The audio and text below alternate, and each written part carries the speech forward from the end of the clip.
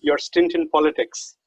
I think, when was that? 2014 when you joined the Aam Admi Party and you ventured into politics and you fought the Lok Sabha elections. Correct. That was 2014 election. But I got involved from the Anna movement. Okay. I think the Anna movement was maybe 2 years earlier to that. 2 years earlier to that, I would think, yeah. Maybe 2012, 13, 14, 15, okay. Maybe 4 years I was active in politics. Okay. So, yeah, I mean... tell me the good, the bad, the ugly about... Again, a chapter that taught me a lot. It felt like the need of the hour. As you know, at that time, whole world was seeing many movements and people's uprisings from Egypt, from Middle East to India, in Italy, in various places, various parts of the world. And Anna Andolan, as you know, the India Against Corruption movement, was kind of a historic opportunity, and many people who had nothing to do with politics before that obviously first got involved in the movement to call for the Jan Lokpal. Yep. And that all of us felt was a very legitimate and timely demand, and it was high time India did something about the rampant corruption. And then none of us really imagined that it will take a political turn, and then there'll be Aam Admi Party and so on and so forth. And but many decided not to join the political party and stayed back. Some of us kind of took the plunge. And then Delhi Assembly election, we all campaigned, and there was such a dramatic result in the first attempt itself. The 49-day government did some very dramatic things. And then there was the Lok Sabha election, which was a big, a new party trying to come to power, contesting in 400 plus seats in the first chance. It was something unheard of. It was too good to come true. But I think the experience in hindsight was worth it. I came to know the area where I come from, my original village in South Odisha. I traveled it extensively during the campaign and learned a lot, met a lot of people, really understood what's going on in the grassroots. But the party was, as you know, was too idealistic. And we, all of us, hope that it will stay true to its ideals. But in hindsight, it was foolhardy to expect that.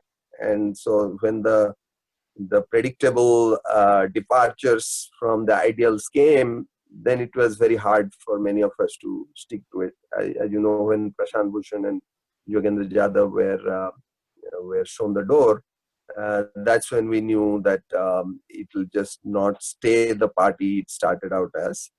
And it was time to call it quits, actually. So that was the end of my flirting. See, it's interesting politics. You say predictable departures from ideals.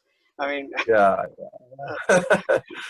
because when I remember when the party actually formed its constitution, and many of the things that was put into the constitution, a lot of it was thanks to Yogendra Jadhav and Prashant Bhushan, and one could not believe it. I mean, things like, every penny the party raises would be transparent, donors' names and amounts would be on website, and the party office holders would be periodically changed, and there'll be internal democracy.